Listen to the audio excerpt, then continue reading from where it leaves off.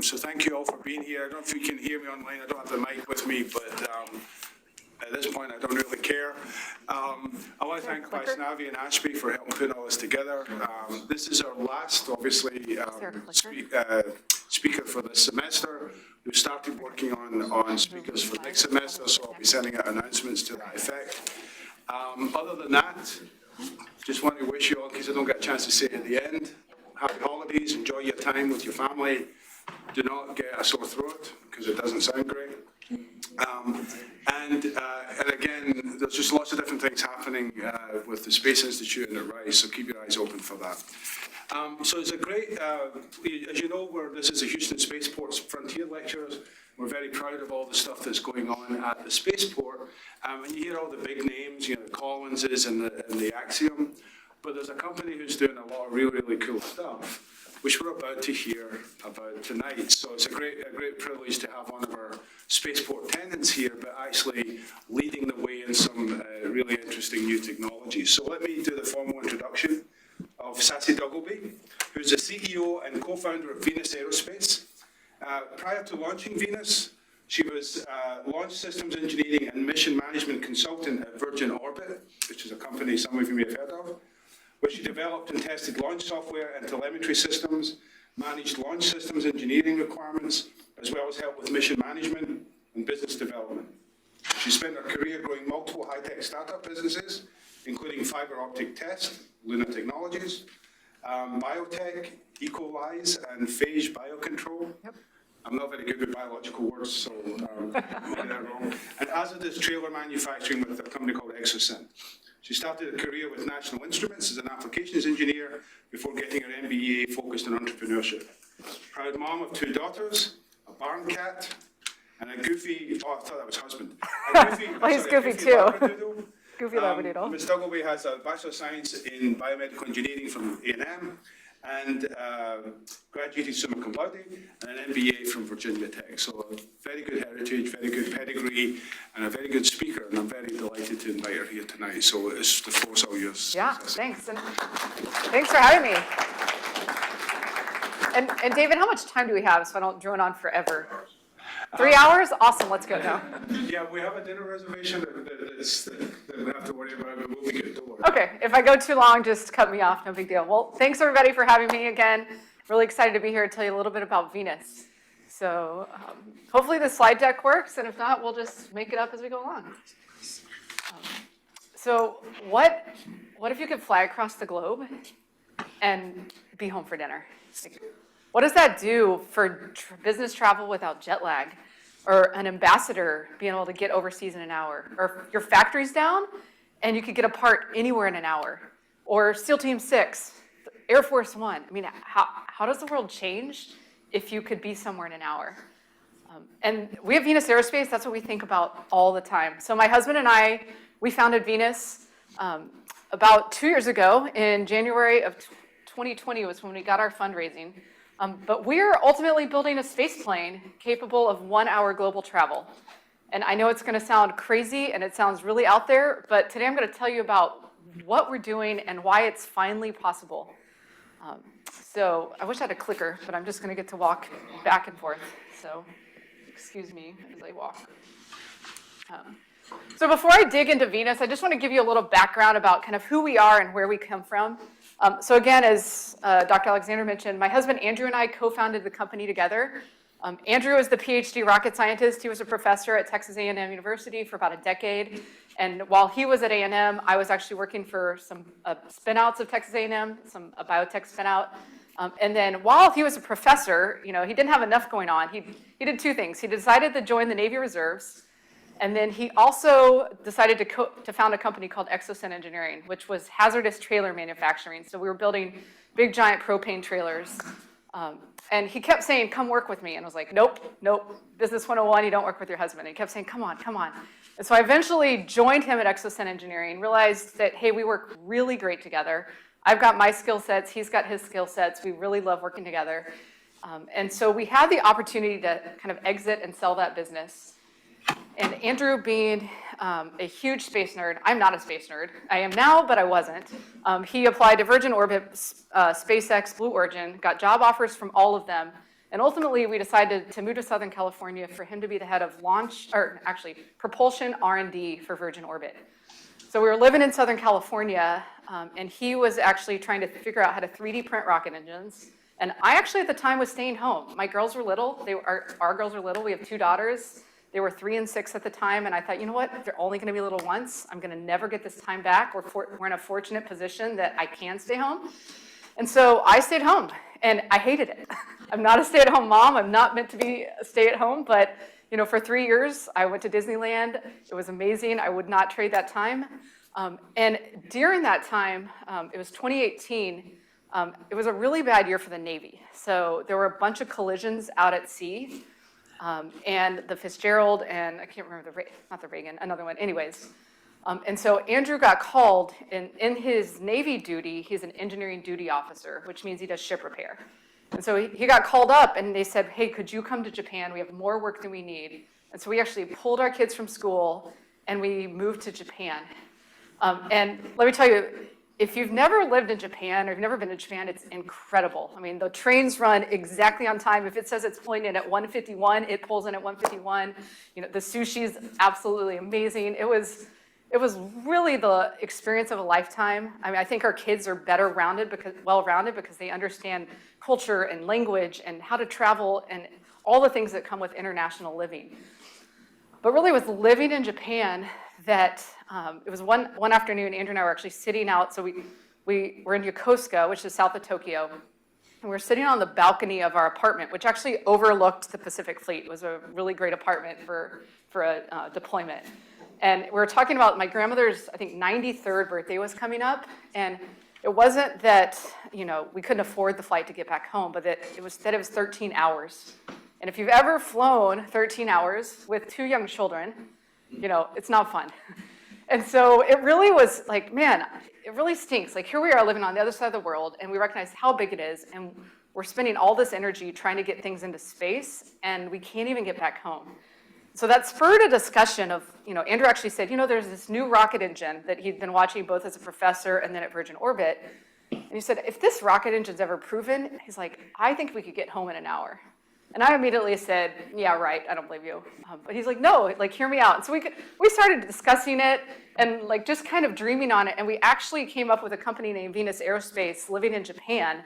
I bought the domain name on GoDaddy, living overseas. And to this day, like, we literally, it comes up for repayment and we still pay it in Japanese yen. So like last month I got the bill and it was like 2,900 Japanese yen. And I just said, okay, pay. Just this reminder of where we came from.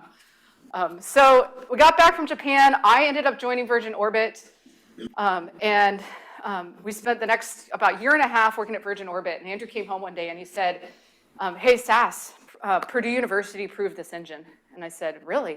He said, yeah. He said, they've shown that this engine puts out 15% more thrust than a standard deflagration rocket engine that we've been using for 50 years. And I said, okay, do you have this? And he said, yeah. And I said, all right, let's go. So I incorporated Venus Aerospace Corporation. I did all the things. I went and learned how to raise venture capital. And we pushed Virgin Orbit all the way to launch. So that was October 2019. This pesky virus came along that took our launch date from December, January, kept pushing it. And so we ended up launching our rocket at Virgin Orbit in end of May 2020. And so as soon as we launched the rocket, we put in our resignation and we said, all right, we got to go try this. And so that was June 2020, really good time to quit your job. Global pandemic, kids are home from school. I think the day we quit was the race riots going on in LA. And we thought, are we crazy? And maybe we were, but we said we have to go try this. So yeah, June 2020, quit our jobs, start raising venture capital, and end up closing the round of venture capital in January 2021. Moved the company to Houston, and I'll get into why we moved. But here we are. 2 years later, we have 72 employees. We've raised $41 million in venture capital, and our employees are incredible. Like, I'm biased because I've hired them, but we have hired truly the best. They're from SpaceX, Virgin Orbit, Stratolaunch, GE Aviation, NASA, Blue Origin. These folks have spent their careers pushing forward the next level of technology, and they know how to move fast. They know how to break things. We're okay with crashing. We're okay with burning. Let's go. Let's move fast, and let's learn. And it is, like, it's been the ride of a lifetime. And so I'm excited to tell you about what we're doing and why it works. So here's our plan. We're going to take off from an airport with jet engines.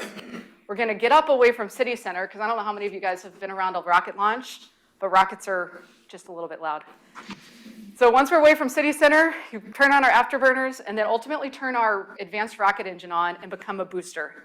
And so we have about a 10-minute boost up to the edge of the atmosphere, where at that point you're traveling Mach 9, 6,600 miles per hour, and you become a glider. So we're considered a boost glide system.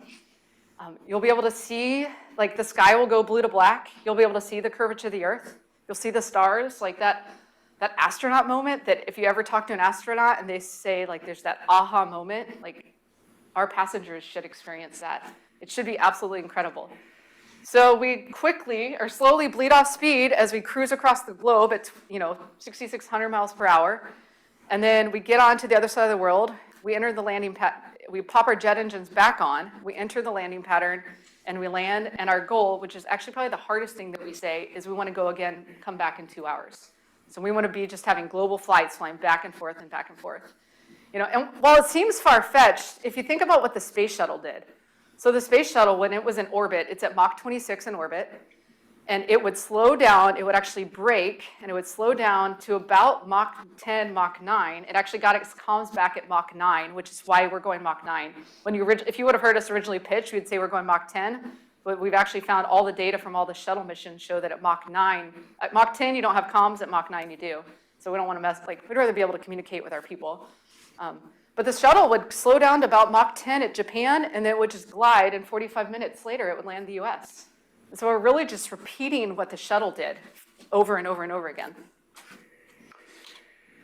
So that leads us to the question, like, is this really possible? And so for the last 50 years, the answer's been no. But as I told you, thanks to a few key advances in technology, the answer is yes. But what I want to do before I get into what our technology is, I want to talk about why, like, what are really the challenges with hypersonics? And I'm going to stop for a second and actually define, like, what is hypersonic? Like, what does that even mean? So hypersonic is anything faster than Mach 5. And the reason it's a lot harder is there's just some defining problems when you start going faster than Mach 5. And the number one problem is heat. I know a lot of you, we've heard supersonic, which, faster than the speed of sound. Like the Concorde was a supersonic vehicle. They're really slow compared to us. Boom Supersonic is a company out there that gets a lot of press, and we're cheering them on. I'd love to be able to fly a Boom flight from Houston to Chicago. Venus needs the global flight, but at the end of the day, the most defining problem for reusable hypersonic vehicles is heat. And how many of you guys saw Top Gun Maverick? Everybody? Like, did anybody not see it? You guys are, okay, so I'm going to give away something here, and just forgive me, but it happens in like the first 5 minutes of the movie. And so, so Tom Cruise, in fact, instead of me talking about it, let's take a look here. See if this will work.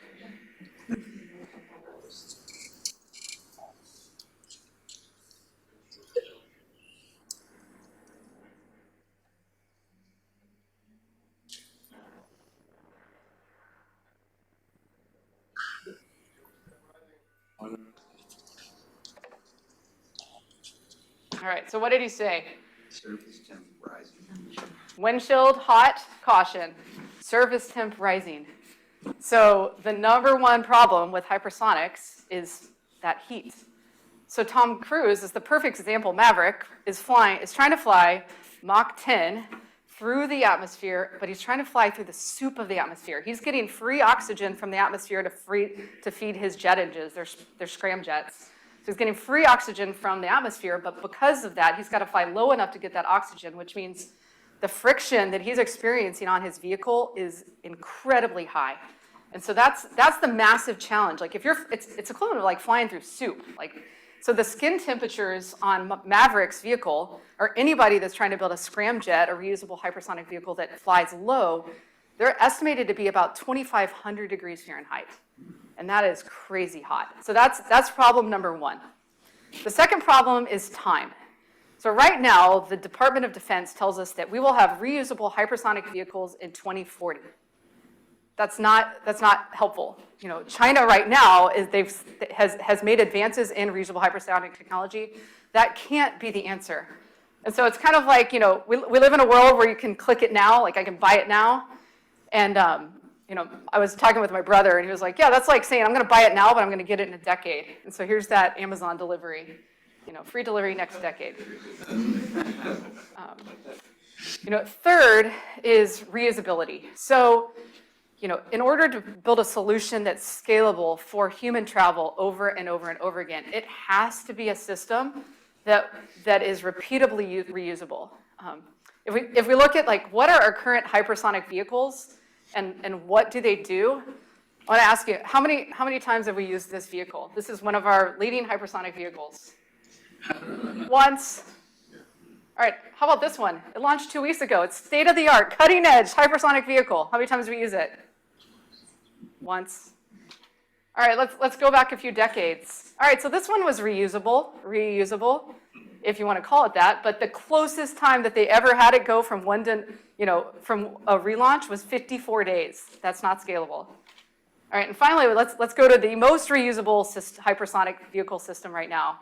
SpaceX, you know, they're the cutting edge. They're still, booster can be used maybe 20 times. I think they talk about that it can be used 100, but that's still not a scalable system.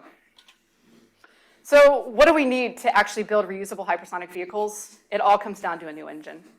Like propulsion technology is key because you have to have something different than what we've done in the past. And so that's really where Venus comes in. We've put this all together in what we call the Venus Stargazer. And so we've solved all these solutions, and I'll talk in a little bit about how we've solved them. But I want to show you a video of what we did. And before I show this, actually, I'm going to talk a minute. This was 2 years of work. This isn't just a video on when I show the plane. It's not just, you know, a drawing, a CAD drawing. It's truly like, how do we shape the vehicle? How do we put the landing gear and the people? And it's 2 years of constant work. And so when our vehicle design team finally got something to close, we said, okay, the mass works. All these things work. We sent it off to get, you know, it went from CAD to this video that I'll show. And we did an unveiling to our team.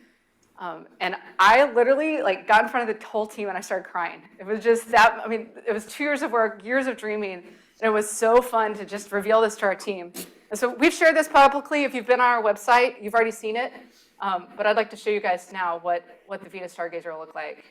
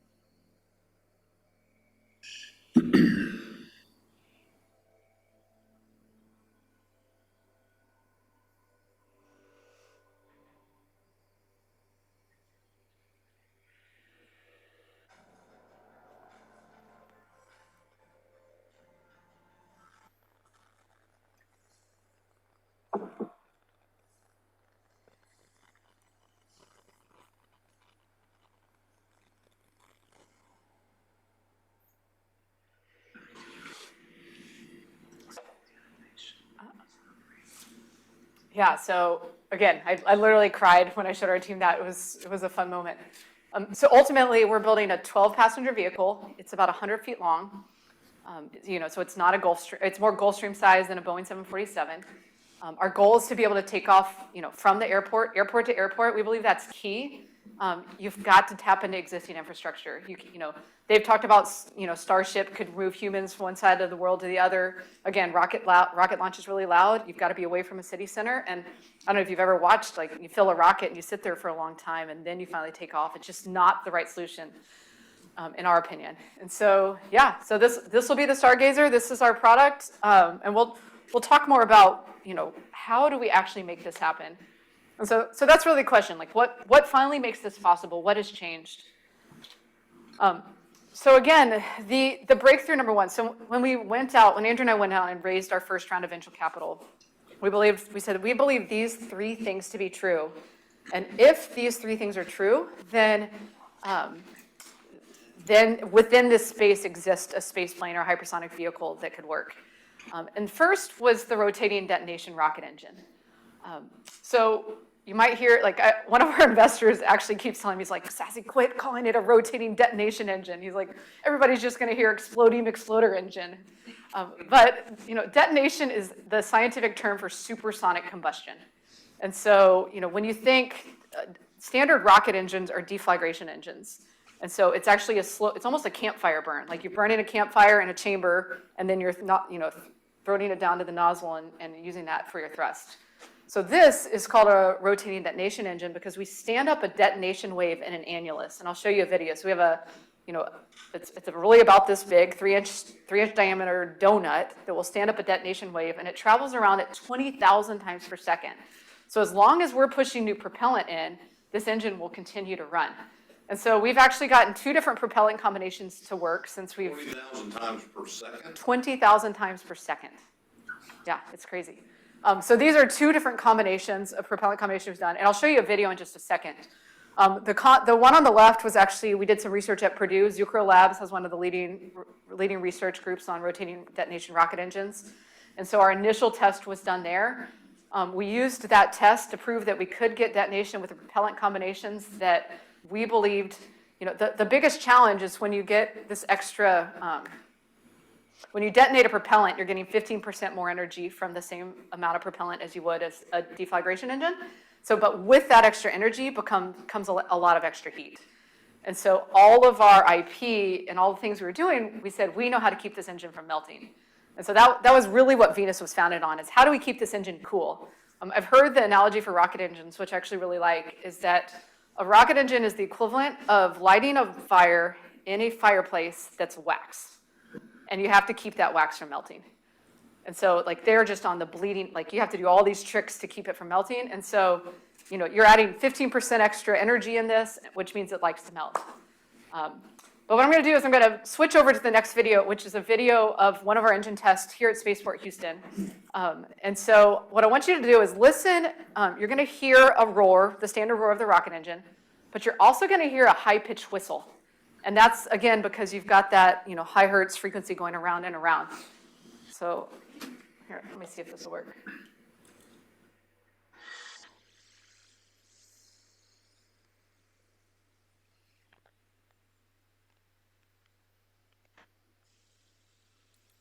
Did you guys hear the whistle? Yeah. So the next video here actually is this is our high-speed camera pointed at the end, from the end of our test stand.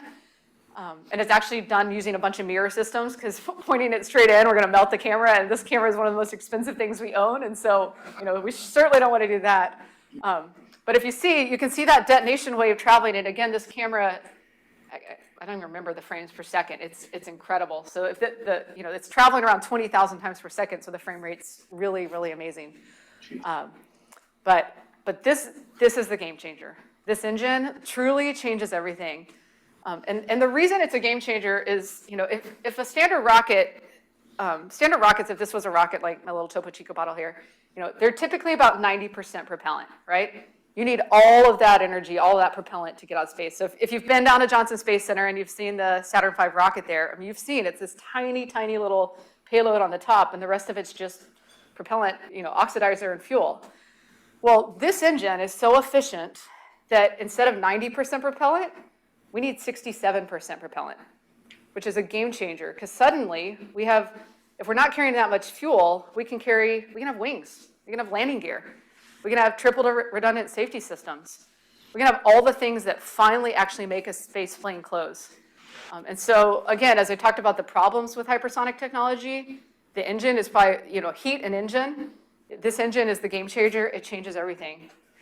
And it has been fun. I mean, we built a team. They stood up a test stand. So we have a mobile trailer at Spaceport Houston that we just pull out. And originally we were planning on testing on this dead-end runway. That has been set aside for rocket engine testing. But as the F-16 scramble at Ellington and the T-38 scramble, and they're making all this noise, we called up Arturo at the spaceport, and we're like, hey, like, these engines are making way more noise than our engine is right now. It was like, could we just test on the lot next door? Like, we can prove our, our QD, our explosion range is, contained. And the spaceport was like, yeah, no problem. So we literally we're on a hangar at Ellington, and we rented the empty lot next door, and we tow our rocket engine test stand out to the lot, and we test. And some weeks we test 20 times a week. It's super fun. I mean, it's like we have a mission control, and one of the things, and I was going to talk about later, I'll talk about now since we're on it. When we were living in Southern California, all of Virgin Orbit's engineering was in Long Beach, and so I mostly worked out of Long Beach, and all the test operations were out of Mojave, and Andrew ended up becoming head of launch ops, and so he was out in Mojave all the time, and I was a single mom, pretty much, because he was always gone. And so, like, one of the reasons, like, we started looking at where do we relocate the company is that we needed a place that, like, we could test rocket engines and have data immediately. And it's fascinating. I mean, rocket engines, you generate terabytes of data on a test. I mean, it's incredible, pressure, temperature, all the different things that are going on. But we found at Virgin Orbit the fastest way to get data from from Mojave back to the engineers at Long Beach was actually to put it on a hard drive and drive it. Like, you could get the data faster driving from Mojave to Long Beach than you could there were just not enough high-speed fiber lines for the amount of data that we were generating. And so we just were like, that is not a good solution. So Spaceport Houston, like, we're literally in the lot next door, running right into our office, and our engineers are looking at data within seconds. Like, when we first achieved detonation, our head of propulsion R&D, like, he literally knew in seconds, like, he could see the pressure rising because that data was coming straight into our mission control. So it's, Spaceport Houston has been a huge game changer for us in that capacity. All right, second breakthrough is, we talked about the heat. And so we had to figure out, how do you solve the cooling problem? And so because we're a rocket, we don't need that free oxygen from the air, which means we can fly way above the heat. So we fly, so if you follow that white curve, it stays pretty much purple the whole time. Well, purple is, it's still 800 degrees Fahrenheit. That's hot. But compared to what, Top Gun Maverick was doing, where he's flying at 2,500 degrees, you can see Hermes. Hermes is trying to build a scramjet. They're kind of the Top Gun Maverick equivalent. They've publicly said their skin temperatures are 2,000 to 2,500 degrees Fahrenheit. And that is just really, really hard. And so we said, we don't want to deal with hard. We'll go way higher. We'll go way cooler. And, yes, our leading edges are going to be hot. But that's actually, we've got some Air Force funded research on some technology as to how we keep those leading edges cool. And we've proven out that those actually work. And so the Air Force is, continuing to be very interested in what we're doing there. So we'll keep the nose cool, we'll keep the wings cool, but for the most part, we just fly way above the heat. And it's a total game changer. And then the third breakthrough that Venus had is we have a really, really novel, cool airplane shape. And it's called a wave rider. And wave riders, we've known for decades you could build a wave rider, but it was always these kind of funky shapes that weren't very stable. And the way a wave rider works is actually allows you to trap a pocket of high pressure air underneath the vehicle such that you can glide further distances. So we get a lot higher lift to drag with our vehicle.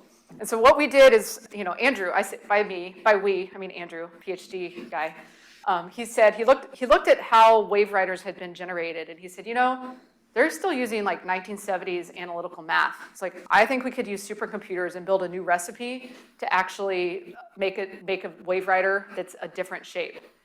And so sure enough, he started, playing with supercomputers and CFD and doing all sorts of things, and we generated a bunch of different shapes that we think these are wave riders. And so we took one that was very extreme from, what has been flown in the past. And we took it to a Mach 5 wind tunnel at University of Arizona and put it in the wind tunnel. And I don't think I put the video in this, I should have. And sure enough, it's a wave rider. So we have an entirely new set of wave riders that actually are stable at subsonic flight patterns and then also are optimized for hypersonic vehicle travel. And at the end of the day, again, it just means we don't need as much fuel and we can glide further distances. That's really the game changer. Saskia, can I ask you a Yeah, of course. This came up with I'm going to take John Paul's stick here. This came up with a Formula One design wind tunnel problem, which is when they test at scale, Yep. it doesn't translate. Doesn't translate? Especially when you're doing these kind of extreme stuff. So have you done the analysis to, 'cause I presume you didn't have your 100-foot thing in the wind tunnel? Yeah, unfortunately, there's not a 100-foot wind tunnel we can go put it in. Yeah, so I'm just curious, have you done the design to take it to that, you know, to actually do it to scale, or you think you can do it to scale? You know, I'm going to say I don't know. Okay. I'm guessing Andrew and our vehicle team have been working on that. You know, one of the reasons we're trying to fly fast, so we've actually got a subscale drone already printed and starting to fly, is just to learn and test and see how does it really behave. Jean Paul, you were. Oh, I was going to ask also. I'm not sure if you finished that question. Oh, okay. I didn't know if you were trying to add something on. So I'm going to assume our team has looked at that, but yes, we know that sometimes scaling doesn't always, it doesn't always scale with size. And I mean, and those wind tunnels are tiny, you know, you unfortunately, you know, that's actually one of the major issues in even the United States right now is we don't have enough hypersonic wind tunnels. You know, we went to a university and said, we would like time on your wind tunnel. And they're like, oh, fantastic. And we're like, we would like a month every quarter.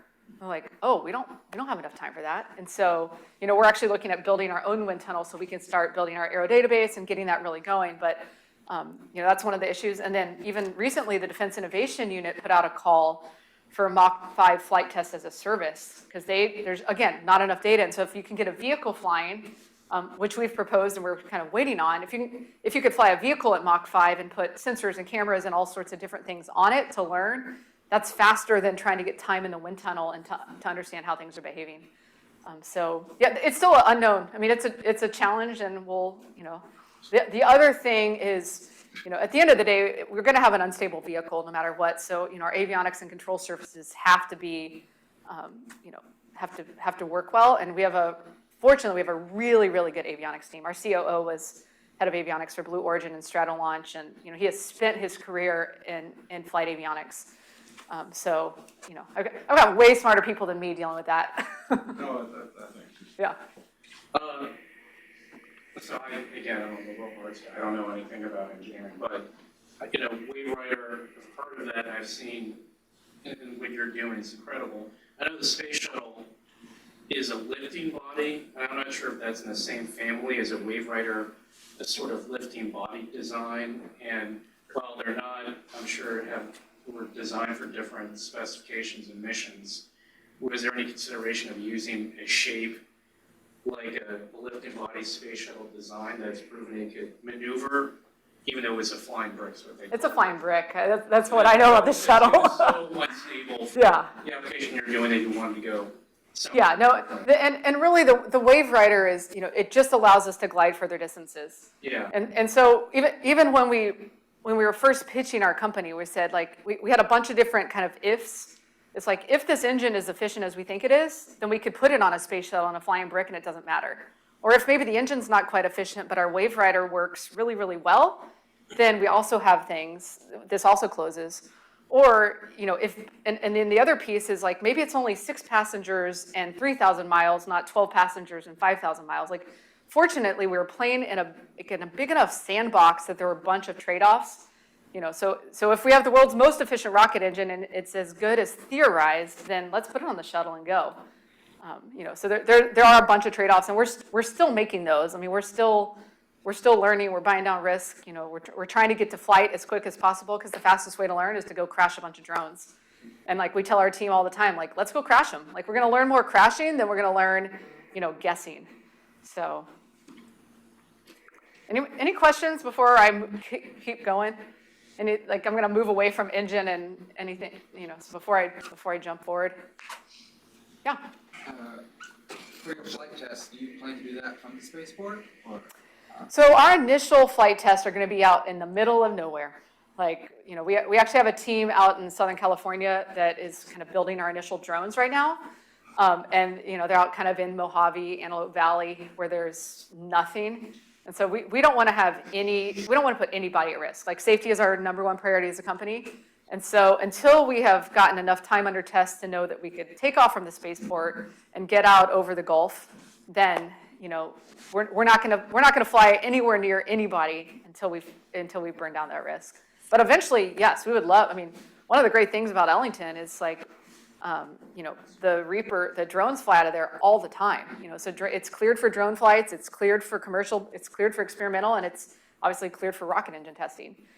So it's a great spot to be, and our future goal is to be able to, do some tests out over the Gulf and maybe go Spaceport Houston to Spaceport Florida and, fly over the Gulf, or go, Spaceport Houston out to Spaceport Midland, or Spaceport Midland to Spaceport America. Like, there's a bunch of places we can fly, and thankfully there's more and more ecosystems that are standing that up, but, not yet. Hopefully someday, or yes, someday, not hopefully. Anybody else? And I see there's some, yeah. Wayback Machine, is there a reason why the top image looks so much like a B-70? It was a Google search image find. So no, just what was already out there talking about Wave Riders. And I see some Q&A here. I'm gonna just check to make sure there's not anybody. We can hear you. Oh, you're checking? Okay. That's why I'm on the phone, yeah. All right. Uh-oh, how do I put here? Do you have a code name, or what are you gonna name your first? Our first flying prototype is called Project Phoenix. So it's, in fact, here. Actually, that's a really good question. Thanks, John Paul. Just softballed that one for me. Yeah, so where are we going from here? So obviously, we've got to fly drones first. We've got to buy down risk. Like, that's the number one thing we do as a company, is just continually buy down that engineering risk and get to flight. So Project Phoenix is our first Mach 5 drone. It is the one that we've proposed through the Defense Innovation Unit that we could actually be at revenue really soon. Our number one goal as a company is to fly this Mach 5 by December 2023. So in a year, we hope to have this Mach 5 drone flying. We've got the first manufacturing prototype built, and we're hoping to fly that guy soon. But that's number one. Second, we can use our engine. It was actually interesting. We've had people ask us, well, why don't you just use this rocket engine to send more things to space? Well, we don't want to be the 102nd rocket company out there. And we also have these companies out there that are 20, 25 years into launching rockets, and they're really, really good at it. So that was not the market we wanted to chase. But we could easily sell our rocket engines, and we've actually had some conversations with some different launch providers about using our engine. Flight testing in 2023 will be with the RDRE? No, that we're dual pathing it. So what's your engine? We've got some jet engines, and then we've got kind of a monoprop engine that we're using right now. It's really to get vehicle behavior. And so we're dual pathing vehicle development and engine development. And hopefully, as soon as the RDRE is ready to go on, then we will throw it on. But we've got a monoprop plan, and then a biprop plan, and then the RDRE. So we've kind of block-stepped it with but we can get Mach 5 without the RDRE. So the RDRE is coming, and then we put this black question mark around it. We know that we can get a Mach 7 vehicle, a Mach 7 interceptor, call it the Excelsior, that's very interesting to the DoD. And given what's going on in the global world right now, there are some things that this can do. My husband, as a Navy operator, can put on his hat and say, I know what this could go do in the ecosystem right now. But we have it as a question mark because that will need to have pull from the DoD. There's not an end customer that's non-commercial for that, and so it's got to be in Venus's best interest to pursue that. But there is a capability there. And then again, our final goal is this Mach 7 or Mach 9 Stargazer. We say we hope to have the first vehicle fully developed by 2025, but then it's at minimum 5 years of flight testing before we would ever have that into commercial service. And that depends on many factors. It depends on the right capitalization. It depends on the right partnerships. We've started conversations with the FAA. Where do we get regulation for this? There's regulations for planes. There's regulations for rockets. But there's zero regulations for a rocket plane. And then we're flying at 170,000 feet. That's not the national airspace sends at 60. So who's the leading jurisdiction over this? And so it's a fun puzzle. And so we've been out to Washington, D.C. Say again? Commerce? You asked who's the leading jurisdiction? Yeah, Department of Commerce. So we've met with, Senator Cruz and his team on appropriate. And then we've met with the FAA, and they're actually really excited. The FAA are aviators. They haven't seen this type of innovation coming down the path. they're, you know, really excited about it, but still at the same time, we've got to get things through. And so our ultimate goal right now, which we're working on, is to actually get a new part developed within the FAA that would kind of oversee this new type of travel. But we've got a long road ahead of us, and we know that. And so we've actually started our team. We've literally been talking to former FAA administrators. We've got a bunch of regulators kind of helping us push this forward. So they're all excited, but we know that if they put the big red stamp on us, then that's not going to work. So I'm sorry for, maybe this is a dumb question, but I don't think you ever spelled it out. Are these all going to be manned, piloted craft? So the Phoenix is a drone. No, so the Phoenix is a drone. The Excelsior is most likely a drone, maybe a single pilot. The Stargazer, our ultimate goal is to have it piloted. Partly just, we've had many, I'll be honest, we've had many discussions in circles about does it need a pilot, not need a pilot, and it's always the off nominal conditions where you need a pilot. If everything's going perfectly, great. And we've got a, former test pilot, we've got a bunch of folks that are advisors for us, and of course, if you're a test pilot, you're like, yes, it needs a pilot, let's go, I want to fly it. But the ultimate goal is to have the Stargazer as a piloted vehicle. Now, in the rocket launch mode, it's going to be automated. I mean, all the current rocket launches are fully automated, but it's more for takeoff, landing, subsonic. Something goes wrong, and you need to make a reaction when humans are on board. Now, if it's a drone, then no, it'll be fully automated. How much?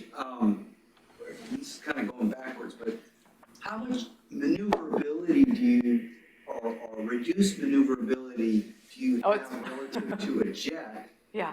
Well, if you're this kind of an aircraft. Yeah, no. I don't understand. When you're going that speed, not a lot of maneuverability. I mean, I don't know if you've heard the story about. I think it was John Glenn when he was flying the X-15, or it might have been Alan Shepard. I can't remember. But he looked down at his watch and all of a sudden, was zooming over LA. So there's, the ability to make a massive turn when you're going that speed is not easy. So it's going to be kind of set the path and say this is the path we're taking. But if something real, let's say we're going to Tokyo and we need to, something's happening there and you need a bank, so then maybe you pick Kyoto. So it's not like tiny turns, it's massive changes to go elsewhere. Yeah. You talk a lot about the Navy. I used to work on SR-71 for the Air Force. Oh, awesome. Plus, I worked on the Space Shuttle engine. Awesome. So I'm kind of interested in finding out. I'm not looking for a job. I'm way retired. But there is another service, like the Excelsior equivalent. I had it in the Pentagon in 1992 for a pilotless vehicle. Sure. Going that speed. And we had data from the maneuverability. You talk about wide turns as SR-71. That's why it didn't become a fighter, because it couldn't turn fast enough. And, the top speed that they talk about is 2,200, but I had hats that said Mach 4 plus. Okay. And 100,000 plus. So you have plenty of data. I'm kind of surprised that you haven't talked about it. And that's one thing I wanted to ask you. The second thing is I became a venture capitalist at one time, so very career. Series A, 20 million, and it's 70 people. You'll burn through that in a year. Sure. That's why we're raising that's why we're raising our Series B in the next 4 or 5 months. And you talked about the DoD and looking at them. They have programs. Oh yeah. For Sonic vehicles. Yeah.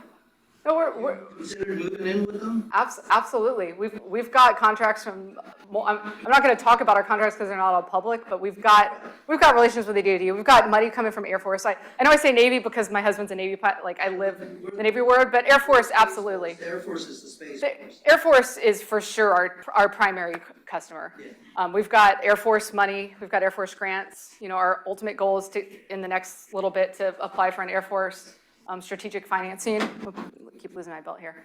A StratFi, which is kind of matching money with the VC capital we've already raised, and then financing from the Air Force and government partnerships. And so absolutely, the Air Force, and we're our business development guys out at the Pentagon and out at the Air Force, at Air Force Research Labs, and in those meetings all the time. So correct. Thank you. All right. And again, coming back to this, it's a really good headway. I mean, hypersonics is the #2 priority for the DoD. I think they're estimated to spend $4.7 billion next year in the fiscal year 2023 budget. And so when we started Venus, we had this grand idea. Yes, I know it's grand. I mean, I know it sounds crazy. But when we started Venus, hypersonics was not even a buzzword at all. But given what's happened in the global ecosystem in the last few years, it's really risen. And so because of that, we are getting lots of interest from the DoD and all different sorts of areas, and also from the defense primes. Like, I mean, we're regularly getting kind of tapped from those groups for, what do we really have? So I have Yeah. a question. Yeah. I think especially the bottom article, like the Chinese Sputnik moment, the carrier killers.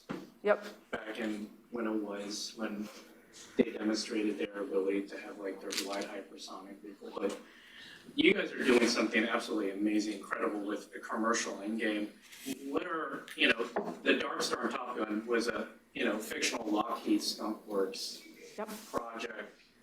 Are they working on, and I'm not sure if the answer is yes, right off the bat, but are they working, I would think, on other similar hypersonic applications?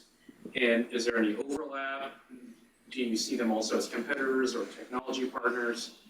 Probably customers too, but do you know of any other hypersonic plane companies are developing something at the scale that you're doing? Yeah, I mean, so Hermes for sure is what we're getting on a Mach 5 scramjet vehicle.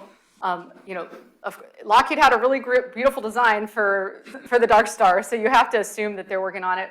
My understanding, like I've heard, they're just kind of waiting for the government funding, but there's also, there's a bunch of classified stuff that we don't know, that I don't have privileged information on, and so we have to assume that all the other primes are working on it. I mean, you can't see a $4.3 billion budget and not think that Northrop, Raytheon, Lockheed, Boeing, like that all of those folks aren't chasing that.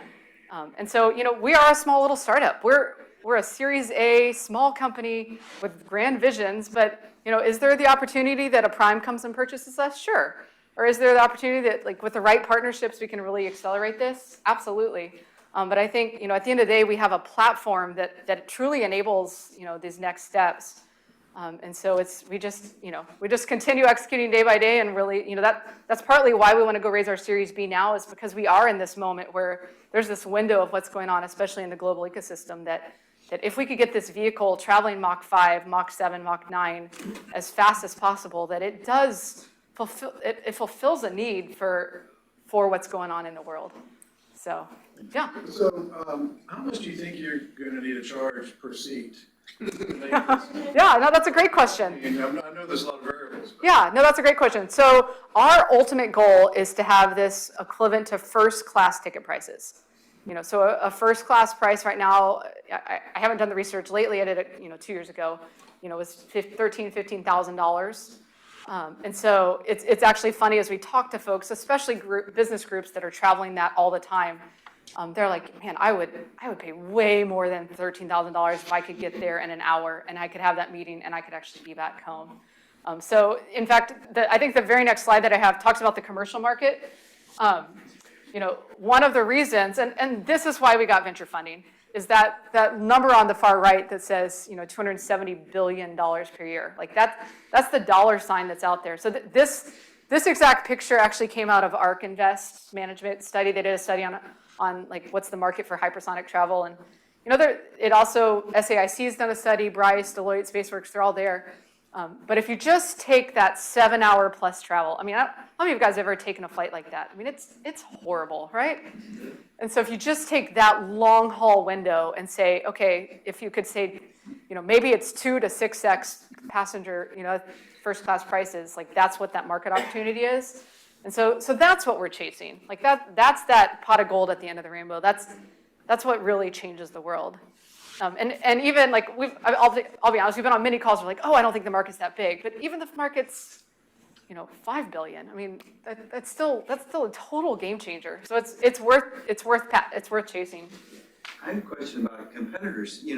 How do you, if you've got all these wolves on the horizon here, that basically are in the same space, they've got a lot more money than you've got. How are you going to get to the finish line quicker than them without working your people to death? Oh, well, I mean, so I was actually on a call with a former CEO of one of the big, large aerospace companies, and I was telling him that we did our design cycle. We had just gone through a design cycle, and I said, yeah, we spent the last 6 weeks working on this design cycle. And he literally stopped me. He was like, wait, you did an entire vehicle design cycle in 6 months? He's like, we could not change or in 6 weeks. He's like, we could not change our logo in 8 months. And so, like, that's one of the joys of a startup is, like, we're fast, we're agile, we're moving quickly. And so, you know, if we can move fast enough in this little 2-year window and get there and get something to market, you know, so maybe we need to partner with somebody to really scale up our manufacturing. I mean, maybe that's not for Venus to do, and we're actually starting those discussions. But if we can get a prototype built to say, this will do it, this meets our needs, and then we go partner with the right folks to help really scale it, then, you know, then I think we've got something. I was gonna say, you know, that question, when you think of the primes, doing like a Skunkworks division, that's you know, it's not the majority of those companies' revenues. Like the shareholders of a Lockheed and a Boeing, especially for a Boeing, a lot of that, their value in the company is the airline business, so lower risk, lower beta business segments. And so there's a niche for a Venus where you have a very important solution that needs to be found for a big customer, the government, or in the future commercial market. It is higher risk, but you have VC, various investors with that sort of appetite, and that's where they're going to put their money. I don't know if the shareholders of like a Lockheed or Boeing would be totally excited, like, oh yeah, we're all about hypersonic. They have to diversify what they're doing, they have to manage their capital appropriately.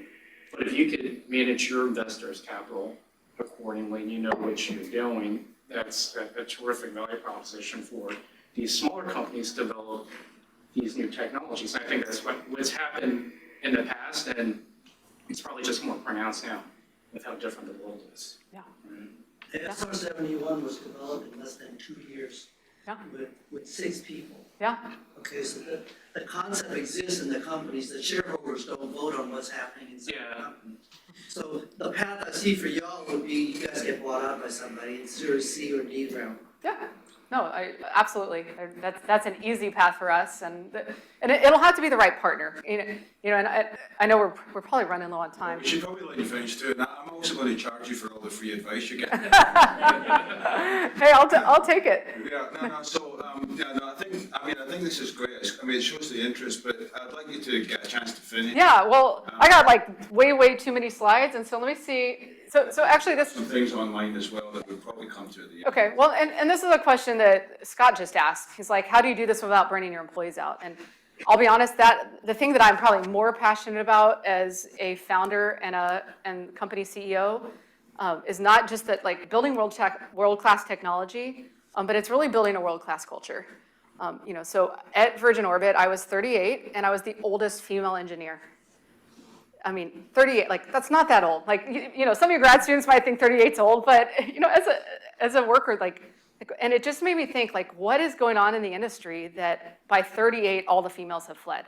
And I was mentoring all the young female engineers, and so, you know, it got Andrew and I talking about, like, well, if we ever started Venus, we want to build a culture that is truly world-changing. And so we named the company Venus because she's the only female planet. All the other planets, Mars, Jupiter, Saturn, they're all Roman gods. Venus is a Roman goddess. And she's also the goddess of love. And so, like, we actually put a lens on as we make decisions for the company is, like, how do we love our employees well? How do we create a culture that can move at Mach 9 without burning out?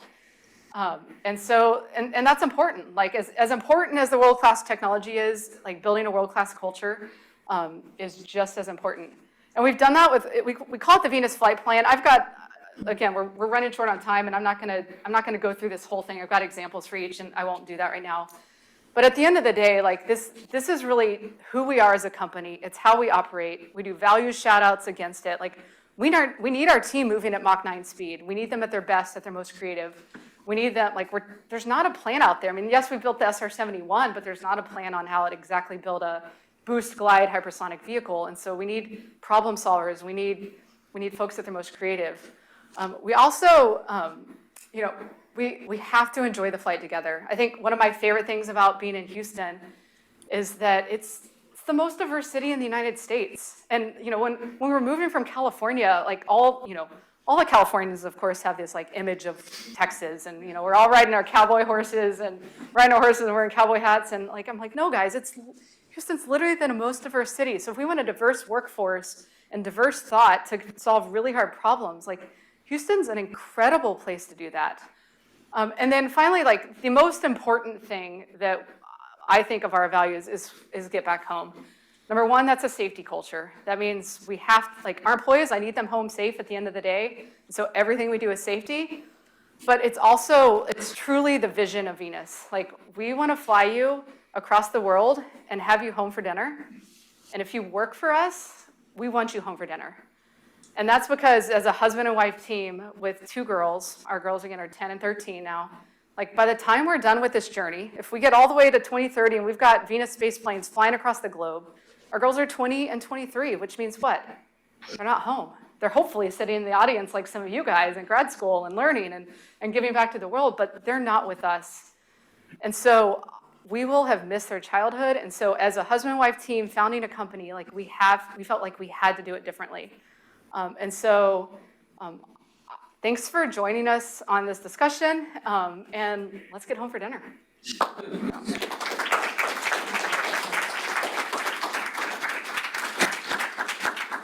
Thank you, Seth. And again, there's a lot of interest in. So I'll open it to the floor here, and then I'll check with, see what's coming in online. I know I don't know if people are just telling us they're on or whether they're asking questions. Anybody, have you all run out? Leah, let's go to Leah. Hi. Thank you for the presentation. It was awesome. It was really fun to learn about the technology you guys are doing. Yeah.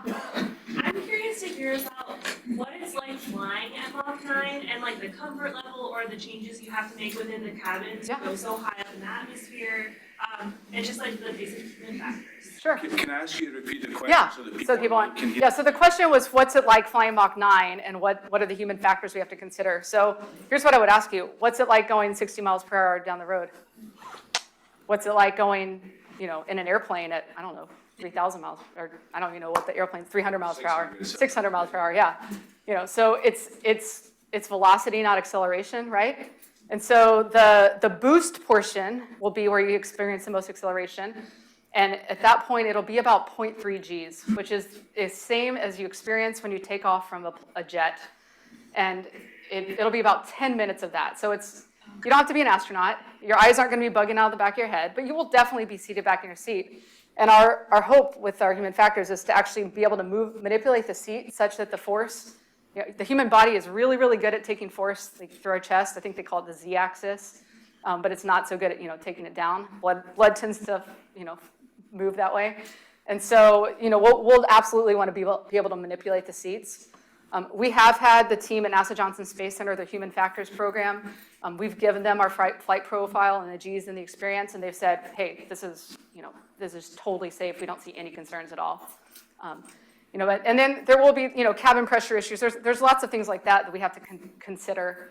I don't know if you've ever seen the Blue Origin, when they fly the New Shepard, and like in the center, they've got this huge, console-looking thing, and it's actually liquid. It's a huge tank of liquid air, so that on a bad day, if they got like a micro meteorite or something hit it and they started leaking pressure, that immediately opens up and pressurizes. And so we would have something similar, that if on a bad day and we're really high, like in order to get back down where we're low enough, that we would have that ability to keep that pressure in a positive environment.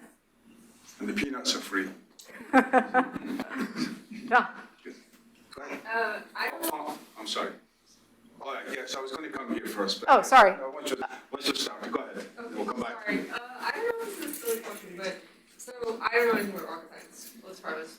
And then, but, like, when a rocket goes up in the air, like, something falls off of it, is that correct? Like, the boosters fall off? Yeah, so in a rocket going to space, it's usually a 2-stage system. So you have your first stage that gets at one point, and then that breaks off and you get a second stage. Right.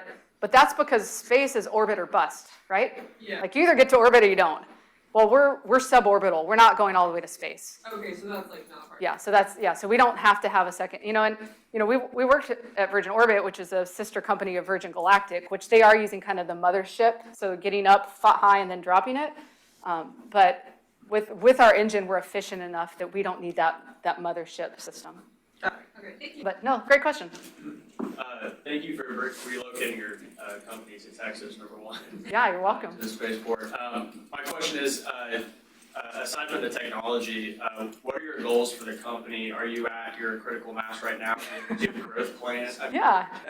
No, as I tell our team all the time, it takes more than, the question was, what is our growth plans for the company? Are we at our critical mass right now? I tell our team all the time, it takes more than however many we have right now to build a space plane. So our goal is to raise our next round of funding in the coming, in the new year, probably January, February, March timeframe. And we're currently at about 75 employees, and we'd like to get up to about 120. And then we really would like to stay there, because there's something that happens when you get above 120, 130 as a company, like you don't know everybody. It's like you could be going and getting coffee, and it's like, man, I don't even know who that is. And so we would like to get there and kind of stay and really push the technology forward and get our drone proven, get some DoD contracts, get some things burned down, continue to start making revenue. Because at the end of the day, investors want to see a return on their money. But yeah, we're still growing, we're hiring, it's So David, it's a boost and glide model, right? yeah, very, very good.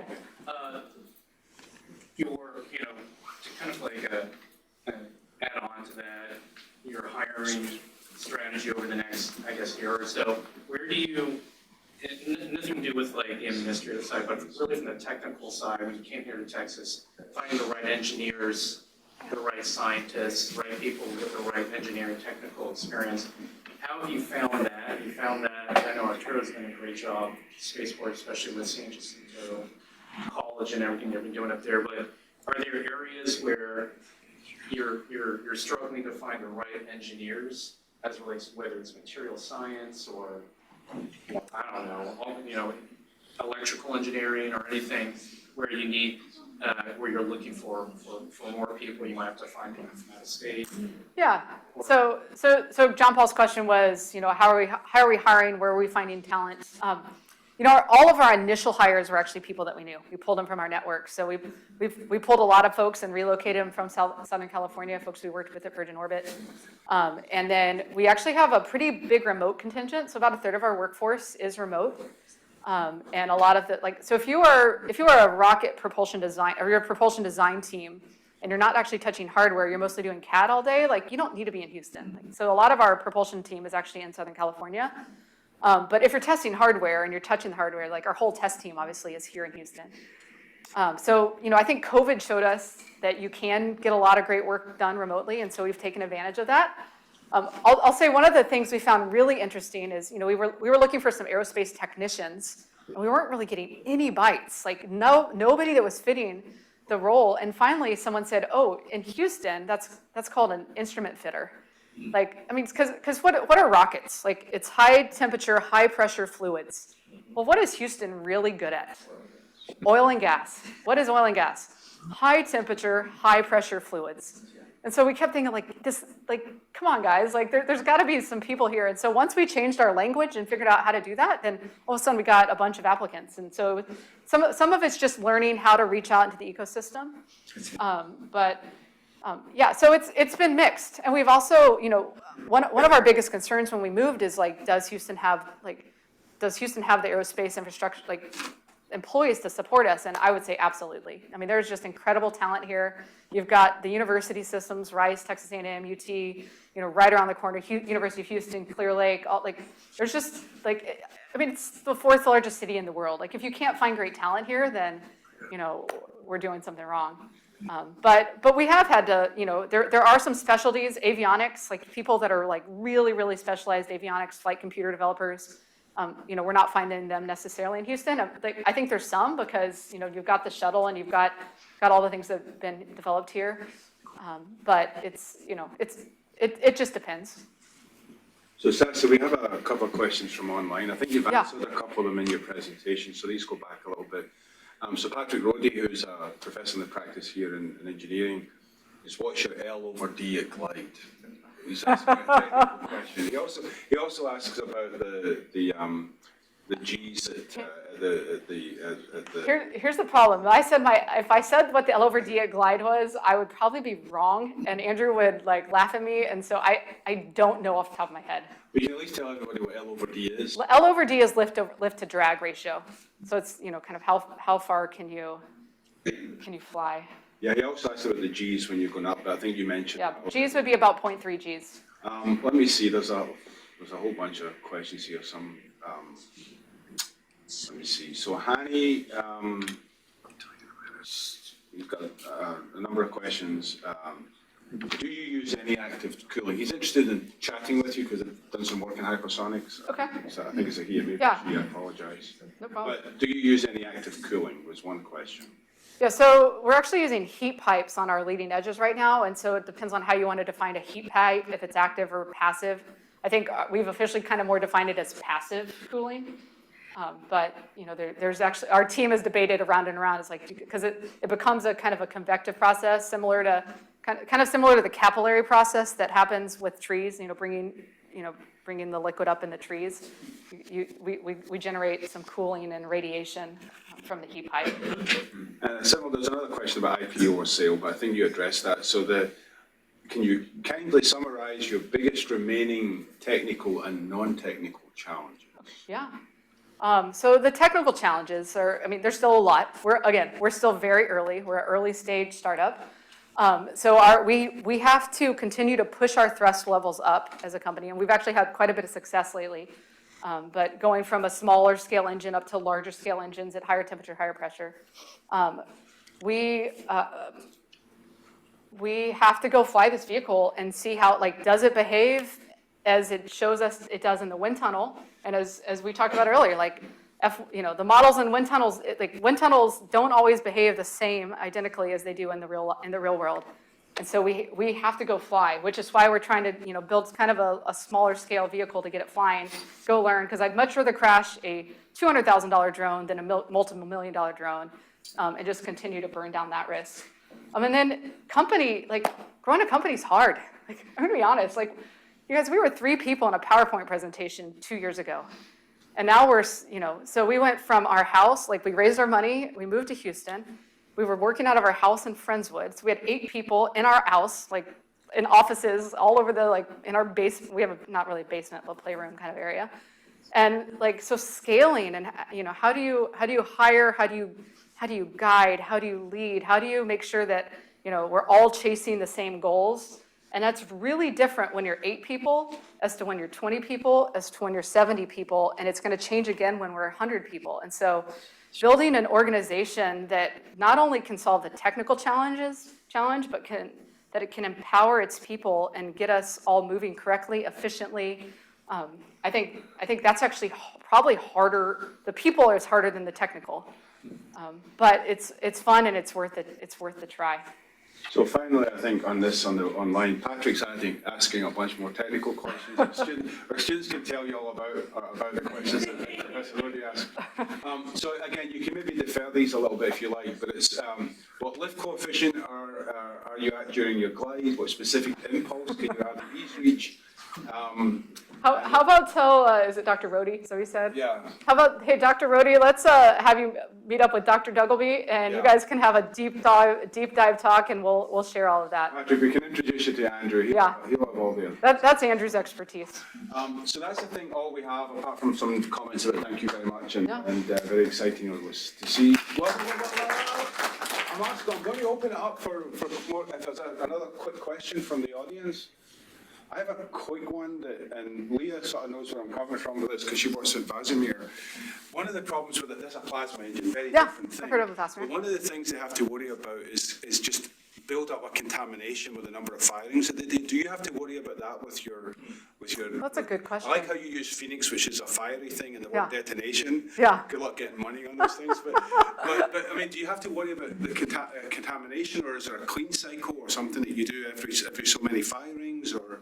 We have, I think because we've been changing geometries and doing things so differently, I have not noticed any buildup at all. I think also the temperature is so high, I don't know if we're just burning Rating off. it or something. We're just burning it off, but that has not been an issue Oh. at all thus far. But maybe if we're firing it, 100,000 times, it'll be very different than, when we haven't fired them that many times yet. Yeah, I'm sorry to interrupt your applause, I just, because are there any last questions here? And I also want to thank Sarvesh.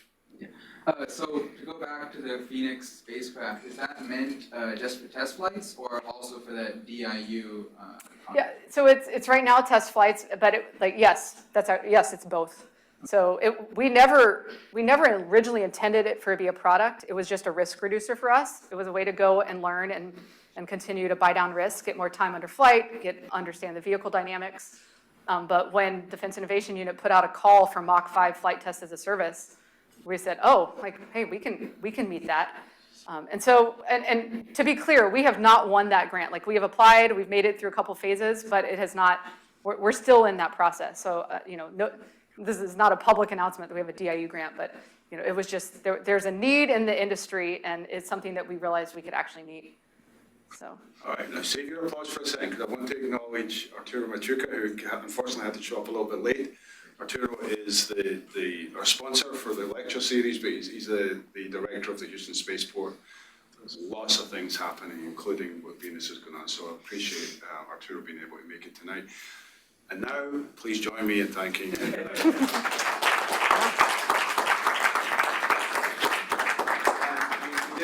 we did get permission to record the presentation, so we'll make that available and send it via the mailing list as well. So again, thank you for your time. Thank you, Sassy. And, well, you know what I always say, right? You don't have to go home, but you can stay here. Blues Brothers, the original, if you're interested. And we'll see you later. Thank you. All right, thanks so much.